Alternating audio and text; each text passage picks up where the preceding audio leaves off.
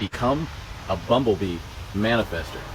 Now, what the heck am I talking about? Well, I saw a random TikTok video that got me to thinking, and it was about these scientists who were doing research on the bumblebee, and they tracked its movements, and no matter what the wind velocity was or whatever the distance was, the bumblebee always flew in a straight line, even though it's the most unaerodynamic creature that flies in the known universe.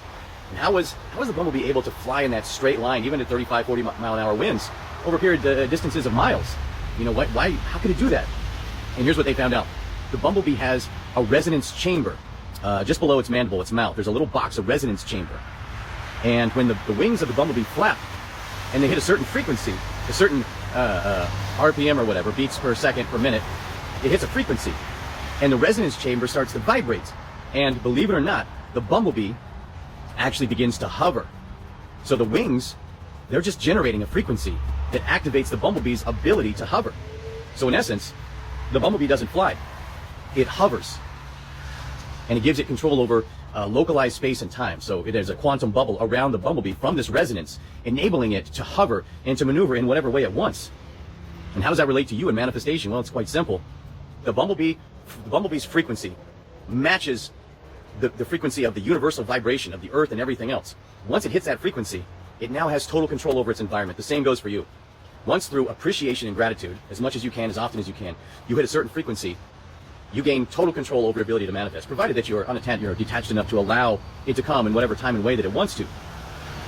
But if you can vibrate like the bumblebee, you'll have instantaneous manifestation. That's a fact. Okay, the next and last zodiac sign to make is Pisces. How should we make a Pisces? Pisces. Maybe we shouldn't make this the last sign. I still have a lot of ideas I want to implement, but I don't think we have the budget. Fine, Pisces will be the 12th and last sign of the zodiac. Let's make them a mutable water sign so that they can bring everything together and see the big picture, but also just live in the moment and go with the flow. And we'll make their traditional ruler Jupiter, the planet of growth. That way they'll always be thinking about what's next. They're meant to live in the moment, but also always be thinking about what's next. Wouldn't that make them like anxious or something? That won't be a problem because we'll make their modern ruler, I don't know, Neptune, the planet of dreams, ideals, and illusions. That sounds really complicated, like always being on psychedelics or something. Exactly. An artist. See, they'll have a vision. It might just be hard to explain to everyone else because it will involve the interconnectedness of subconsciousness, consciousness, and all life on Earth. Have you been to Earth? But also just so they can implement all the other ideas and life lessons I didn't get to put into other zodiac signs. Maybe we should make a 13th zodiac sign.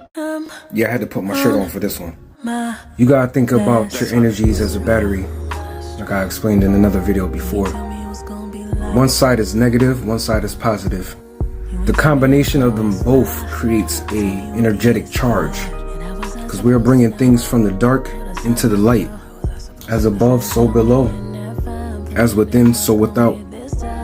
Just like when you ask for more love and you start facing heartbreak. When you asking for more money and you start seeing a whole bunch of bills. It's the yin-yang sign. We just gotta do a better job of finding the silver lining when bad things happen, and know that things aren't always bad. So if you're just starting out in your It's what we journey, perceive to knowing be the difference bad, between thoughts versus thinking or what will help we save perceive you to be years and good. years of suffering and help you find It just happiness is. now. I hope that The helped. energy Signing is off, mental Duke raw Smith. materials from which we use to create everything in the world. We can't experience anything without thought.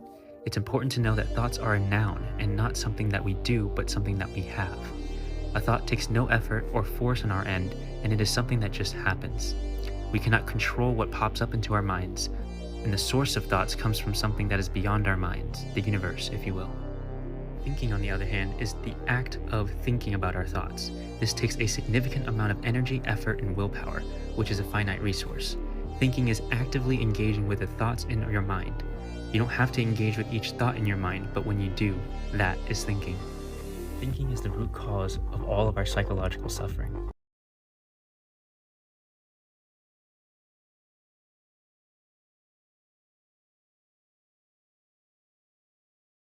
Compersion. This is one of the best words in the English language that nobody knows. So we have this concept of compassion, which means to feel someone else's experience when they're suffering and having a felt desire to alleviate that suffering. But for the longest time, we didn't have a word that means to feel someone else's positive experience and take joy in it. So in Buddhism, there's this concept of mudita, which means sympathetic joy or joy in the joy of others. It's when you perceive someone else's happiness and it makes you happy. Compersion means basically what